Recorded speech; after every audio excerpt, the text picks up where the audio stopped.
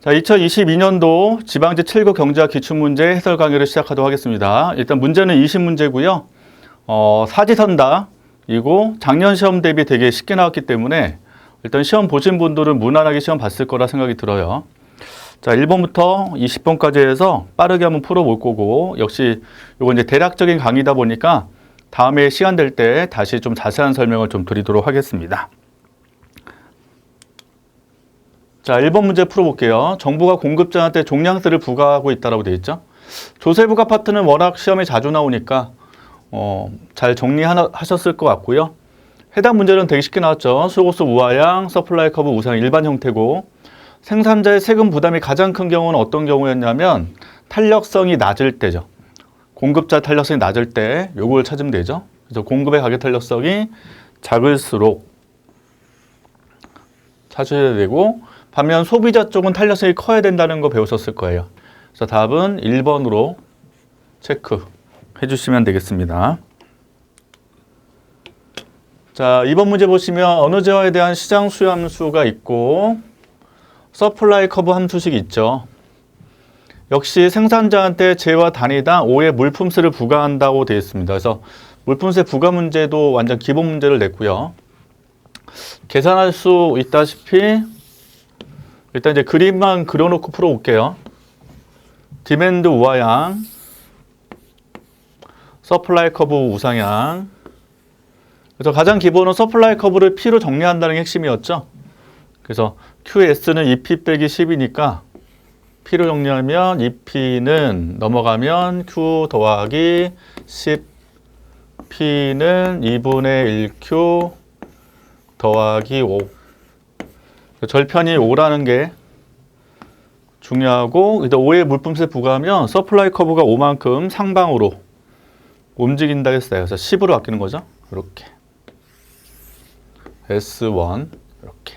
그래서 요 함수식이 P는 2분의 1Q 더하기 10으로 바꾼다는 거만 유념해 주시면 문제 풀 때 전혀 어렵지 않고, 균형이 A에서 B로 가기 때문에 수요 곡선 선상에서 일단 서플라이하고, 그러니까 수량과 가격 구하시면 됩니다.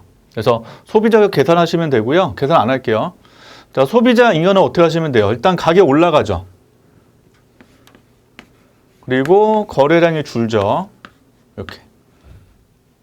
그럼 소비자 잉여는 뭐 한다? 감소하는 거죠. 면적이 원래 요 면적이었다가 요 면적으로 바뀌기 때문에 소비자 감소한다. 그래서 2번 틀렸고. 근데 모두 부담하는 건 아니죠. 그래서 가격이 올라가는 대신 생산자 받는 가격이 떨어지기 때문에 생산자도 부담하고 소비자가 부담하고 이거죠. 4번이 있기 때문에 1, 2, 3번을 검토 안 하셔도 빨리 풀 수 있었을 거예요. 4번을 보셨으면. 그래서 생산자한테 조세를 부과하든 소비자한테 조세를 부과하든 조세 크기는 동일하게 나오기 때문에 답은 4번으로 체크해 주시면 되겠습니다. 자, 3번 문제로 가보죠. 자, 효용함수가 2x 더하기 y로 나왔기 때문에 완전 대체 관계가 되죠. 그 다음에 예산선의 기울기가 2분의 1로 나와 있죠. 그래서 그림을 그려보게 되면 여기 x, y일 때 예산선 기울기 여기 이제 p y분의 px가 2분의 1로 나오는 거고, 그 다음에 완전 대체제의 경우는 한계대치 일정한데 MRS xy는 MUy분의 MUx죠. MUy는 1, MUx니까 2. 그래서 무차곡선 기울기 2, 이것보다 가파른 거죠.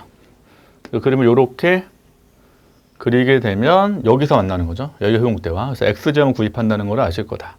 그래서 x, y제는 완전 보완제이다 아니죠. 완전 대체제이다 하시면 되고, 효용 극대화에서는 y제를 소비하지 않아야 되죠. x제만 구입을 해야 되니까 답은 2번이 답이 되고. 자, 한계 대체율은 재화의 소비량에 따라 변하는 게 아니죠. 일정하니까. 4번 소비자가 효용을 극대화하기 위해서는 소득 전체를 어디에? X제에 지출을 해야 되겠죠. 그래서 답은 2번으로 체크해 주시면 되겠습니다. 자, 그 다음에 4번은 구매력 평가설에 대한 문제예요. 옳지 않은 것은 일단 이제 가장 기본은 일몰 일가의 법칙에 기초한 환율 결정 이론이죠. 하나의 물건에는 하나의 가격만 성립된다고 배우셨고, 그래서 완전 경쟁 시장이 성립될 때 일몰 일가의 법칙이 성립된다고 했었고요. 자, 명목 환율은 양국 간의 물가 수준에 따라 결정이 되는 거죠. 그다음에 무역 장벽이 존재를 안 해야 돼요. 이게 일몰일가 법칙이 성립되는 거니까. 그래서 존재하는 국가 환율 설명에 적합하지 않죠. 그래서 3번이 지금 틀린 거고, 4번 구매력이 양국에서 동일하다면 국내 제품과 해외 제품의 상대 가격은 일정한 값을 갖게 되죠. 그래서 답은 3번이 답이 됩니다. 자, 5번 문제로 가볼까요? 자, 총 예금 창조액 물어봤네요. 순 있고 총이 있었죠. 그래서 총 예금 창조액 구하는 경우는 어떤 경우? 법정 지급 준비율의 역수로 나오죠. 그래서 법정 지급 준비율을 Z로 쓴다면 Z 법정 분의 1 곱하기 그 다음에 10억 원 현금이 발행될 때 처음 돈 찍을 때죠. 이게 본원통 관련 처음에 이제 본원통 관련되거나 하는 거니까 여기다 10억 곱하시면 되죠. 여기가 0.05 되니까 20 곱하기 10억 해서 200억. 답은 2번이 답이 되죠. 자, 6번 문제. 자, 가격과 대체효과, 소득효과를 문제 냈고요. 마이너스는 이제 반대 방향이냐 같은 방향이냐 이걸 얘기하는 건데, 마이너스는 반대 방향 얘기하는 거죠. 플러스는 같은 방향. 그래서 4번부터 가보시면 기펜제는 가격이 올라갈 때 수요량이 증가하니까 같은 방향이죠. 음이 아니라 플러스가 나와야 되죠. 이렇게. 3번 정상제 가격이 올라가면 PY분의 PX 상대 가격이 PX로 두면 비싸지니까 X의 구입량을 줄이게 되기 때문에 반대죠. 음수 맞죠. 정상제는 어떻게 되죠? PX 올라갈 때 실제 소득은 어떻게 된다? 감소하게 되고, 정상제는 그러면 구입량이 줄어드니까 반대죠. 음수. 그 다음에 열등제와 기펜제 가격효과. 열등제는 어떻게 돼요? 가격이 올라갈 때 X의 구입량이 여전히 줄어드는 거고, 기펜제는 가격이 올라갈 때 X의 구입량이 늘어날 효과가 있는 거죠. 그러니까 반대니까 음수고 같은 방향 양수고. 그래서 1번이 틀렸습니다. 자, 7번 문제. 자, 수요함수를 구하시오라고 돼 있네요. 이것도 좀 공부하신 분들은 쉽게 풀 수 있는 문제. 이제 컵 더글라스 효용함수에서 배웠던 내용이고, 감사하게 이제 한계용 값을 다 구해놨고 예산식을 써놨죠. 그래서 예산식에다가 대입하는 거죠. 뭐를? 효용 극대화 조건. MXY는 PY분의 PX. 요걸 넣어주시는 거고, 요게 M요 Y분의 MX인데 지금 Y장경이 X, X장경이 Y. 그래서 요게 M요 Y분의 MX이기 때문에 X분의 Y로 되고, 곱하면 어떻게 돼요? PX 곱하기 X는 PY 곱하기 Y. 이렇게. 요거를 그대로 대입하시면 되죠. 그래서 이 해놓고 X의 수함수이기 때문에 Y쪽을 없애주시면 됩니다. 그래서 PY, Y를 PX, X로 곱하시면 PX, X 두 개 있으니까 PX 곱하기 X. 그래서 X로 정리하면은 2PX분의 2로 나오죠. 여기 X의 수함수. 그래서 답은 1번이 답이 되겠죠. 자, 8번 문제.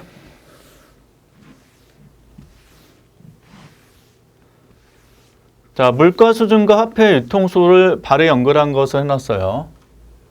일단 물가 수준은 GDP 디플레이터라고 써놨죠.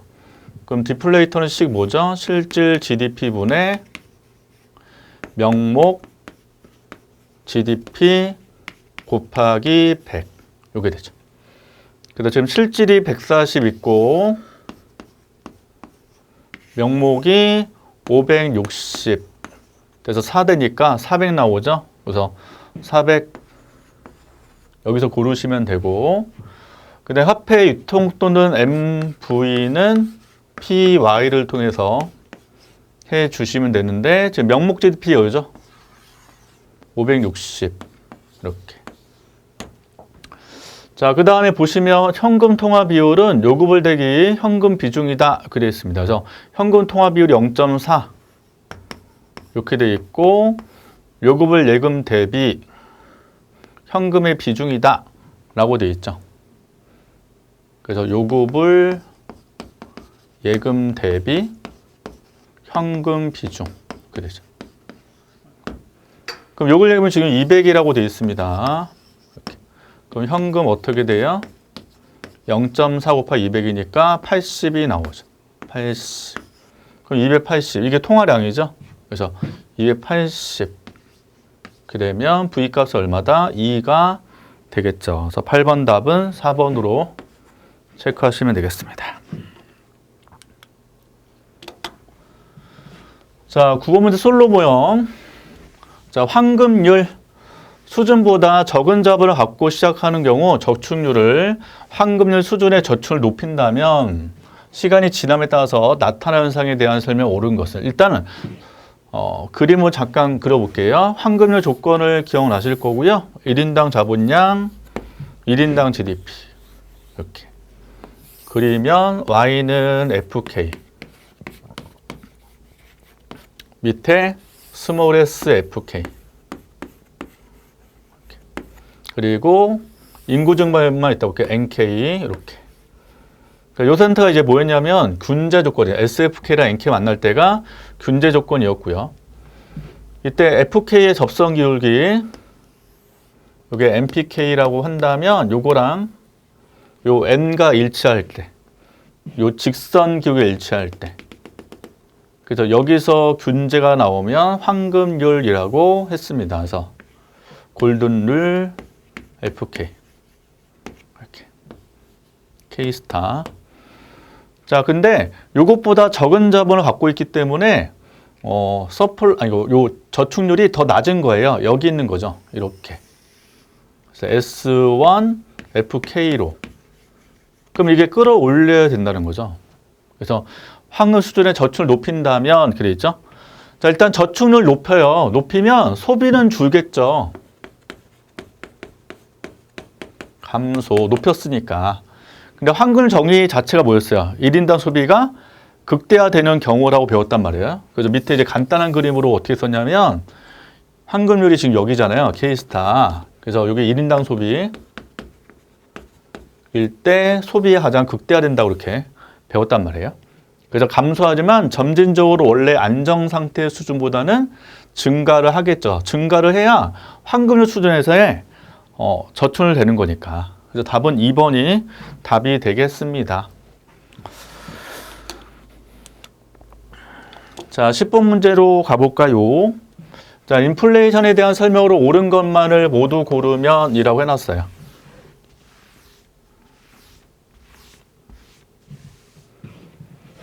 자, 현금보를 줄이는 데 드는 비용을 인플레이션에 따른 구두창 비용이라고 한다. 맞죠? 그래서 구두창이 닳도록 뛰어다니는 거, 이에 따라 발생하는 비용을 우리는 구두창 비용이라고 했었어요. 기억 맞고. 그래서 인플레이션 나왔을 때 주의가 뭐냐면 예상한 인플레이션이냐 예상하지 못한 인플레이션이냐 요거에 따라서 이제 발생한 비용이 여러 개 있었기 때문에 요거에 대한 문제를 지금 냈다라고 보시면 될 것 같고, 그래서 기억은 맞는지만. 자, 예상하지 못한 인플레이션 기억나실 거예요. 예상치 못한 인플레이션의 경우는 누가 유리해요? 채무자가 유리했죠. 대표적인 게 이제 부동산 생각하시면 되고, 아파트 가격이 예상치 않게 폭등하게 되면 돈을 빌려서 아파트 투자하신 분들이 유리하기 때문에 채무자한테 유리한 방식이 되는 거죠. X. 자, 인플레이션이 안정적이고 예측 가능한 경우, 즉 예상한 인플레이션의 경우라 하더라도 메뉴 비용은 발생하는 겁니다. 왜냐하면 메뉴판을 교체하는 비용이잖아요. 그래서 물가가 오를 것이다 라고 예측하면 우리 가게에 있는 메뉴판을 바꾸거나 메뉴표에 있는 가격을 변경시키는 거. 그래서 요즘에 인플레이션, 최근에 인플레이션 심하잖아요. 그래서 가격표를 많이 수정하죠. 거기 보시면 막 이렇게 스티커 붙여놨잖아요. 8,000원짜리가 10,000원 이렇게 수정해놔서 붙인 거. 이런 걸 메뉴 비용이라고 보시면 되겠죠. 발생하지 않는다. 틀렸죠? 발생하죠. 자, 중앙은행이 금리 인상하면 이게 긴축통화 정책이었고 인플레이션을 낮출 수가 있죠. 맞는 거죠. 그래서 답은 2번이 답이 되겠습니다.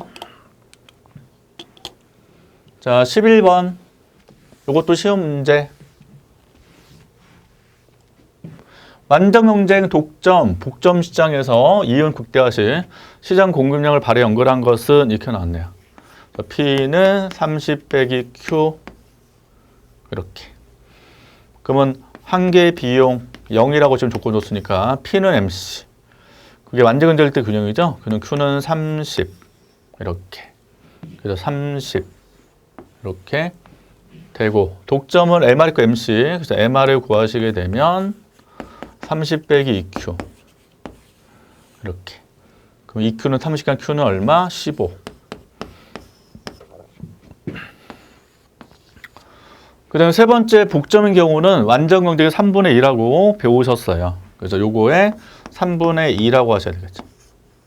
20 이렇게. 자, 답은 4번이 답이 됩니다. 자, 12번의 문제.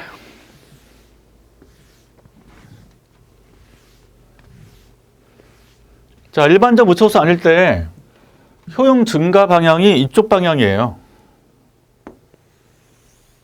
이쪽 방향.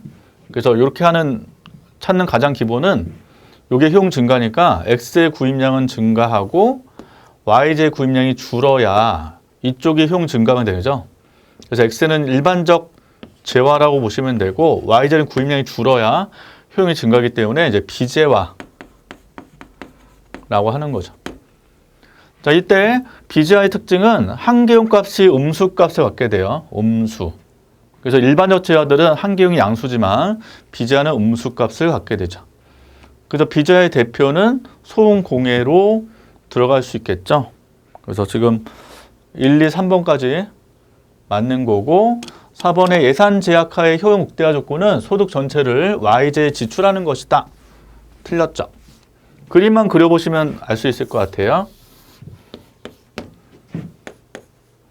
그래서 이렇게 예산 줄 때 무차곡선이 지금 이렇게 그려지니까 일로 가서 효용 증가잖아요. 그래서 이렇게 그려서 여기가 효용 극대가 되겠죠.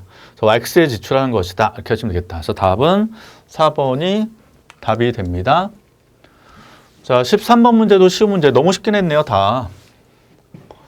자, 피셔 방정식으로 풀었대요. 그래서 저 피셔 방정식 뭐예요? 명목 이자율은 실질 이자율 더하기 기대 인플레이션율 이렇게 되죠. 그래서 명목 이자율 몇 프로? 6%. 실질 몇 프로? 3%. 그럼 기대 인플레이션율 몇 프로? 3% 이렇게 되죠. 그래서 13번 다음 몇 번? 3번. 이 답이 됩니다. 자, 14번도 쉬워요. 자, 낮은 실업률과 물가를 안정적 물가를 선호하는 각국 중앙은행의 손실함수. 그래서 이걸 손실함수 하거든요. 그래서 손실 극소를 추구하는 게 일반적 목표라고 보시면 되고. 자, 중앙은행 인플레이션 1로 예상했다는 것은 예상 인플레이션율이 1이라는 거예요. 그래서 밑에 식에서 요 파이 t가 1이라는 걸 나타냅니다. 이렇게. 반면 실현대 인플레이션, 실제 발생 인플레이션율이 5래요. 그러니까 여기가 5라는 거죠. 파이 이것도 5라는 거예요. 이렇게.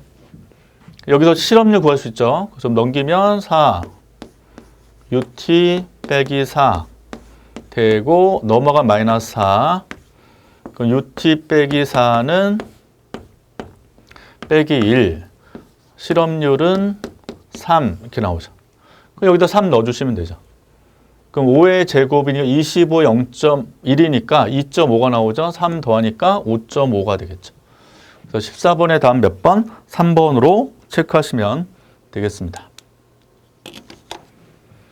자, 15번.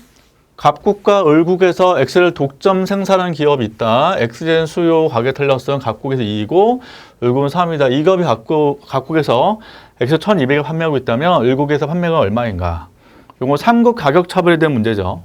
그래서 MR 값 MR 울 되고 그 다음에 R을 로브슨 곱셈에 따르면 P 값 곱하기 1 마이너스 탄력성분의 1 P을 곱하기 1 마이너스 탄력성분의 1 이렇게 되죠. 자, 그래서 현재 갑곡 가격이 1200 나와 있고요. 갑곡 탄력성은 2라고 되어 있죠. 2누면 2분의 1 이렇게 P을 곱하기 을 쪽에서의 탄력성은 3분의 1 빼니까 3분의 2 이렇게. 저쪽에 2분의 3 곱하면 되죠. 여기 600 나오니까 곱하면 900이 나오겠죠. 그래서 답은 1번이 답이 되겠다. 자, 16번. 어느 폐쇄형제 국가의 거시형제 모형에서 완전고용 국민소득 수준은 6,800이래요. 자, 완전고용 국민소득 달성을 시킬 수 있는 정부채 증가분을 물어봤습니다. 증가분. 그럼 완전고용 달성은 뭐예요? 잠재 GDP하고 실제 GDP 같을 때죠. 근데 완전고용 숫자가 있죠. 6,800이라고. 그럼 Y도 6,800 나오면 돼요. 그래서 Y는 CIG잖아요. 폐쇄형제니까. Y에 6,800 넣으시면 되죠, 일단. 소비함수 있죠? 0.9 Y 빼기 T. Y 또 넣으시면 되죠. 6,800. Y 플러스 Y 같으니까. 빼기 텍스 300. 더하기 300. 더하기 I 200. 그 다음에 정부출을 300 넣지 마시고 변압은 물어봤으니까 정부출을 구하시면 되거든요. X. 그럼 이 상태에서 X밖에 없죠, 변수가. 그래서 X를 구하시게 되면 얼마가 나오냐면 450이 계산이 돼요. 이렇게. 그러면 처음에 300인데 450이 필요하니까 얼마 증가해야 된다? 150이 증가분은 150이 되겠죠. 그래서 이게 이제 승수효과도 또 연결될 수 있기 때문에 승수효과 그 원리로 또 풀 수도 있습니다. 그래서 Y를 구한 다음에 YF 놔두고 Y를 구한 다음에 둘이 같을 때, Y가 변했을 때 해서 구하셔도 되거든요. 그래서 답은 3번이 답이 됩니다. 자, 17번. 재고투자에 대한 설명으로 옳은 것만을 모두 고르면 이라고 해놨어요. 자, 재고투자는 무조건 해당 연도 GDP에 포함이 됩니다. 그래서 기억 맞아요. 그 다음에 생산 평탄화, 그러니까 생산을 안정적으로 유지하는 거거든요. 이게. 이 이론은 재고 투자를 설명하는 이론이다. 이것도 맞아요. 그래서 보통 이제 투자 이론 배울 때 뭐 여러 이론들이 있거든요. 근데 이제 재고 투자 설명하는 게 있고 설비 투자를 설명하는 이론이 있기 때문에 이 니은은 맞는 겁니다. 디귿, 재고 투자는 국내 총 자본 형성에 포함이 됩니다. 그래서 우리가 알고 있는 투자 있죠? 그 투자가 그러니까 총 투자하고 국내 총 자본 형성이랑 같은 말로 보시면 돼요. 총 투자. 우리 투자의 종류 배우셨잖아요. 뭐 재고 투자 있고, 뭐 설비 투자 있고 이런 거 배웠잖아요. 그래서 여기 안에 재고 투자 포함되기 때문에 디귿도 맞는 질문 되죠. 그래서 답은 4번 기억, 니은, 디귿 모두 다 맞는 질문으로 보시면 됩니다. 자, 18번 문제. 자, ISLM 곡선에 대한 설명을 옳지 않은 것은 기울기, 한계 소비 성향의 기울기 영향을 주죠. 그래서 한계 소비 성향은 기울기도 영향을 주고 이동 요인에도 영향을 주기 때문에 둘 다 기억하셔야 되고 한계 소비상 크면 클수록 완만 형태를 갖게 되죠. 그래 2번 개방 요제가 더 가파른 형태가 됩니다. 일단 ISO 340 보시면 Y는 C, I, G까지가 폐쇄 문제인데 개 문제는 X 빼기 M이잖아요. 이때 X 빼기 M 요 식을 잘 보게 되면 X는 그냥 고정된 숫자로 많이 보고 그 다음에 M 같은 경우는 뭐에 영향받았죠? 처분 가능 소득에 영향을 받았단 말이에요. 그럼 요거는 Y에 영향받죠. Y가 증가하면 처분 가능 소득도 증가하니까. 그럼 이제 그림에서 y 했을 때 우하향 is 그리잖아요. 그럼 보통 이제 y가 증가하죠? r이 감소할 때 이렇게 증가. 그럼 y가 증가하면 yd도 증가할 거 아니겠어요? 그 yd 증가하면 수입이 증가하기 때문에 순수출이 줄죠. 그럼 y가 더 감소하는 것으로 영향을 주기 때문에 y1 아니라 y2로 이렇게 준단 말이에요. 이쪽 방향으로. 이렇게. 따라서 이 자리 여기서 이렇게 내려갈 때 개방경제라면 y가 y2까지밖에 증가 안 하기 때문에 is는 더 가파르게 그려지죠. 그래서 2번도 맞는 지문. 자, 투기좌팻을 중시하는 케인좌파는 LM 곡선이 완만 형태를 띈다고 주장했죠. 그래서 그때 강조했던 개념이 뭐였어요? 유동수함정, LM이 가파르다 라고 했고, 반면 이제 고전압파 계열 쪽이나 뭐 통화주의 쪽은 가파르 형태를 주장을 하는 거죠. 자, 화폐 공급 외생적 결정할 때보다 이자에 대한 증가함수일 때 LM 곡선 기울기는 더 가파르다, 더 완만하게 나오죠. 이것도 경제 공부하신 분들은 다 하셨던 내용들이고, 왜냐면 LM 곡선이 화폐 시장에도 도출됐었잖아요. 그래서 수직 P분의 MS 우하향의 화폐 수요, 이게 이제 외생적 결정일 때, 수직일 때 외생적 결정. 근데 이자에 대한 증가함수가 나오면 이게 우상향으로 나올 때 이렇게. 그럼 여기가 y의 증가함수이기 때문에 y가 증가하면 균형점이 B로 갈 수도 있고 C로 갈 수 있죠. 이때 이게 이 자리잖아요.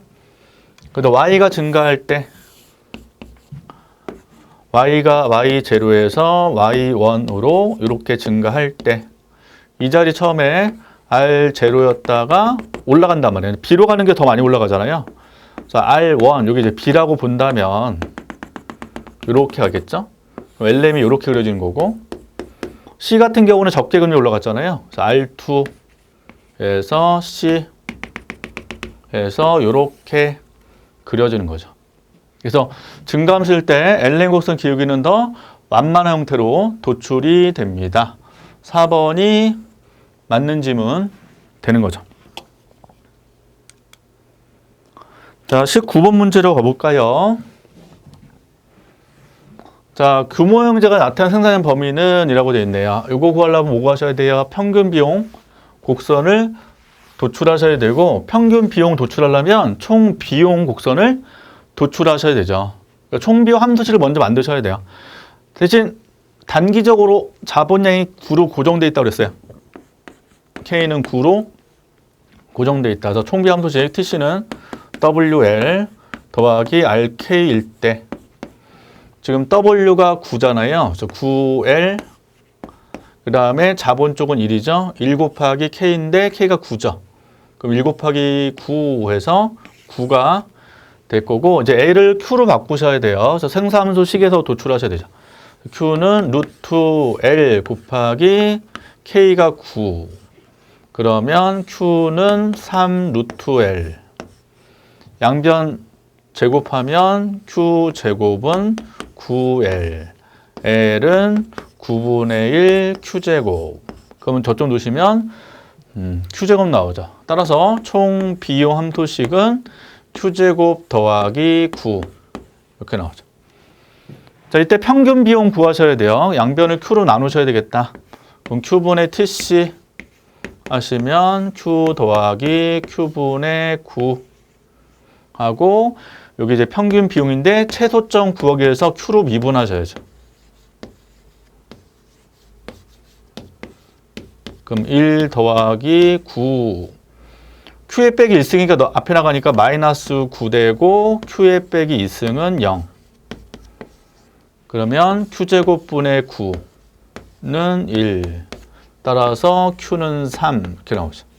그래서 평균 비용 곡선이 U자로 이렇게 그려졌을 때 최소점이 Q가 3이니까 이 구간이 규모의 경제죠. 그래서 Q가 3보다 뭐 할 때? 작을 때라고 하셔야 되겠다. 답은 1번으로 체크하시면 되겠습니다. 자, 20번 문제를 보겠습니다. 자, 어느 완전 경쟁 시장에서 X에 대한 개별 기업 총 비용 소식이 있고요. 50개 기업이 현재 존재한다 했을 때 모두 동일한 비용을 잡고 있다. 시장 수요곡선은 요식. 대신 시장이죠, 시장. 시장 수요곡선이 요식일 때. 옳은 것은 해놨네요.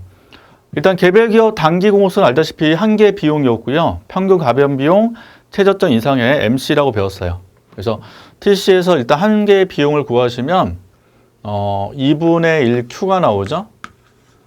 근데 P는 MC일 때가 이용대니까 P로 하고 이걸 이제 Q로 정리하시게 되면 양변에 2로 곱하니까 2P가 되죠.